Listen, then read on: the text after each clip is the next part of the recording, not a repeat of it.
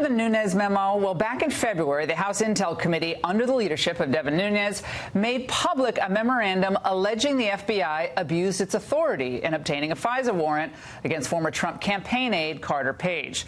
Well, over the weekend, the Trump administration released the previously top-secret FISA warrant used against Page, and the Washington Examiner's Byron York opined that the new documents bolstered the Nunes memo. But the Washington Post's Philip Bump had a completely different take, writing that the warrant damaged Nunes' credibility. So try to sort it all out. Well, let's bring in Congressman Devin Nunes himself. Congressman, good to see you. Thanks for being with us. Good to be here. So first interview since this come out. What do you think about the criticism? Well, we're really happy that it came out. We've been fighting for this for months, for this FISA application. It's the FISA and the 3 renewals to be put out for the public to see. There's still a lot of redactions. We would like for all those to be unredacted so that the American public has a chance to see this in full transparency. Now let's watch some. This is just a sliver of the criticism that you've received. And I know that's nothing new for you, but over the weekend after this was released, let's watch. He basically wrote this entire memo to mislead the American public without ever having read this FISA application. They were lying when they said that that the FISA judges were fooled because they were not told that part of the base of the application. Devin Nunes acting as a useful idiot for the Russian government.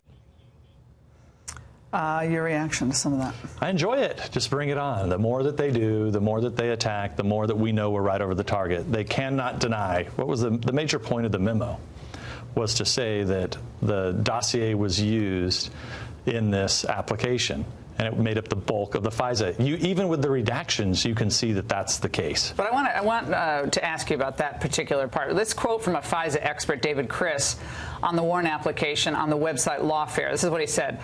Now, we can see that the footnote disclosing Steele's possible bias takes up more than a full page in the applications.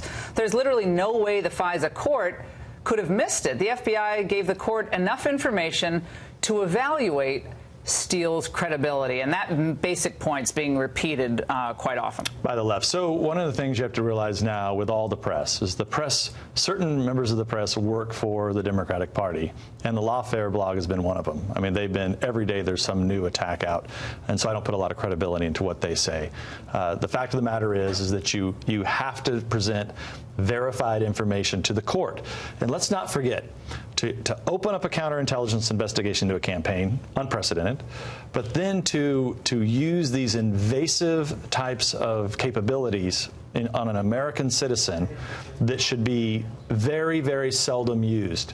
In this case, not only did they use it, but they used it with information from the other candidate's campaign, and it wasn't verified. Well, what they said about Steele, what they put in the application is that there was reason to trust him. They don't refer to him by name. Yeah. Source number one.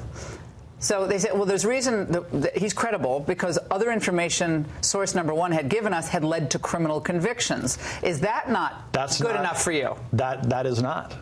Why? Well, it's absolutely not the case. I mean, if we're going to go to secret courts, and first of all, I believe it doesn't even follow the rules and regulations.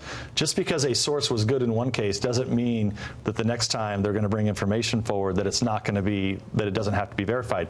This is a secret court. That information must be vetted and verified. But they didn't name a number of other people, and we have a full page of the application that we'll put up on the screen, but there were a lot of people who weren't named. So there were candidate number one, candidate number two, source number one, source number two, and you can see it in the actual in the actual application. And that's why they really had to use like word puzzles to get to how they described in that footnote where they supposedly told the court that it was paid for by the Democrats and that it was possibly, they speculate it could be partisan. Well, they didn't say that specifically. They said in opposition to the president, correct? That's correct. Right. But they could have easily said that it was paid for by candidate number two.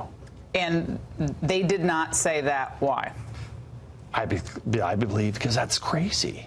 I mean, can you imagine, do we live in a country today, well, I guess we do actually live in a country because this actually did happen, but where we can just go hire, private, former contractors to go out and in this case, a British, former British agent to go dig up dirt on your opponent, take it to the FBI and DOJ that you control, feed it into them so that they can open up a counterintelligence investigation without any defense there, without any grand jury, and go and get all of your communications. And look, that's why they wanted to have Carter Page. That's why they wanted all of his electronic communications. Like, I keep hearing this argument, well, it wasn't until after he was off the campaign.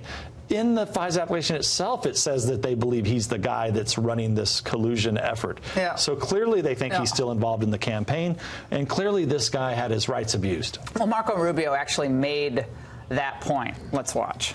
I don't think they did anything wrong. I think they went to the court. They got the judges to approve it. They laid out all the information, and there was a lot of reasons unrelated to the dossier for why they wanted to look at Carter Page. And Carter Page was not a key member of the Trump campaign, and the Trump campaign has said that. So it was one element, but he said the FBI didn't do anything wrong. Russia did something wrong. Well, we're all entitled to our own opinions, and I'm a big fan of the senator. But in this case, we have followed this very closely. And you're suggesting he hasn't? Well, I'm not saying that. I'm just saying that he's pretty definitive. He said they didn't do anything wrong. It's clear that if this is the way the FISA courts are going to behave, if this is that you can take political dirt, open up investigations into political campaigns, this is how a democratic republic falls apart. It's just unacceptable. It's not an overstatement. Nobody in their right mind, and if the shoe was on the other foot, right down the street here, you would have protests in the street, cars being blocked, fires in the street, tires being burnt, and I guarantee you all the heads would have rolled already at FBI and DOJ, and you'd have all the major newspaper, all the major media saying what a crime this was that this happened. Was that footnote a CYA footnote for the so they can say, look, we referenced this. This was someone who didn't like candidate number one. We referenced it because they did go out of the way to put that in the footnote. Yeah, that is very interesting. And that's why it's so. That's why I think you make a very good point. And this is what I was trying to say earlier. You have to really desperately try to put the words together the way that they did, instead of just having a simple definition, which could have been candidate 2 hired Fusion GPS, right, or U.S. person 1 to hire source 1 to go get the information. That was really simple to explain. The courts would have understood it easily, and I think the courts would have, at that point, well, they should have rejected it. I'm not sure they would have, but they should have. 4 Republican appointees, judges, federal district court judges, 4. Yeah, I don't blame the judges. I think the judges were misled.